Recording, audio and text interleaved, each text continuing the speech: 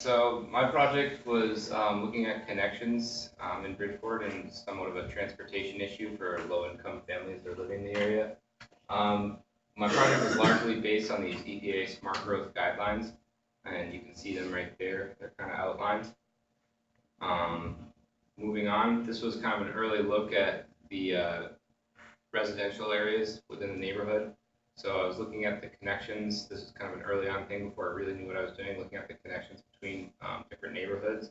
And I finally identified that down in the bottom left is where I would focus my efforts because it didn't have as good of a relationship. Here again is looking at populations in the different neighborhoods. The neighborhood that I focused on down here is largely um, low income housing, so it's housing put up by the city of Bridgeport for those low income families that don't necessarily have good means of transportation like cars. Here was another early look looking at the neighborhood's proximity to like a walking distance to industry. And in the middle, I'd identified that as like a red band of area that was inaccessible to people walking to in a reasonable distance. But Peter sort of steered me towards the fact that it could be different. Right here is looking at grocery store and its proximity to walking distance for the people. So that was a good thing about where I had my site. I actually didn't really include this in my presentation because it would sort of be detrimental to what I was trying to tell. But it was really the only thing that was close. Here's a look at one-way streets. This was an important analysis or inventory map, I should say, for looking at how I was going to make the connections from down the south to up in the north, neighborhood of Black Rock to the west end. Right here was kind of my first attempt at looking at a route that I would create to get the people down here across the barrier of the railroad and the highway up onto this sort of commercial street here that is actually like a vein to the downtown of Bridgeport. So it's really a kind of first effort there. This was kind of an offset. If I'd been working on the project for the rest of the semester, I may have looked more into this. This is looking at creating separate routes for pedestrians and then more of industrial trucks only in the pink. So looking to separate the two uses, which was one of the provisions of the EPA plan.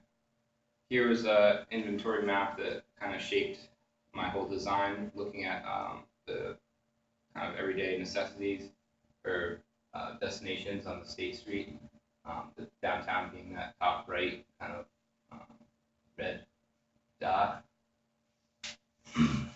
Right here was just kind of making that more clear, looking at connecting the blue dots here to the main vein going to the downtown.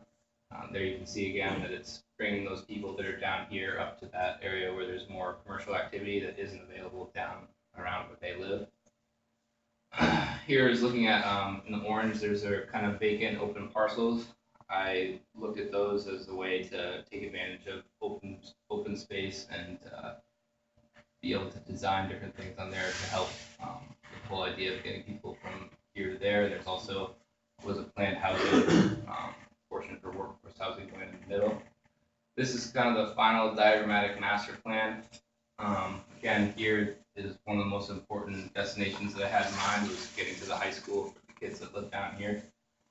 That was one of the biggest provisions EPA is providing a safe route to school. Right here is kind of the more not more illustrative master plan. I took the two zoom in sites that I'd made, they're coming up in a little bit, and placed them on this and made sort of a network of streets that goes around and includes some of that workforce housing that's proposed by the Bridgeport Ecotech Park. Here's just taking away the background so you can see the structure of the highway and the rail. Again, trying to make those connections through the southern part in Black Rock to the west end up here. And just this allows you to see it a little more clearly. Moving on to the next slide, we'll start talking about the roundabout. And you can see here, the reason I created this was to sort of create this magnet that would attract people to the top of the tech park and also get them on that State Street corridor that runs to the downtown. So it was just kind of a collector point. I came up with that circular design on the bottom showing the section. Here is the PT Farm redesign. This was that housing that was for the more lower income people. I had a question yesterday, why would people not just hop in their cars? And the answer I came up with was, well, these people may not even have cars. So that's why I was looking at creating these connections.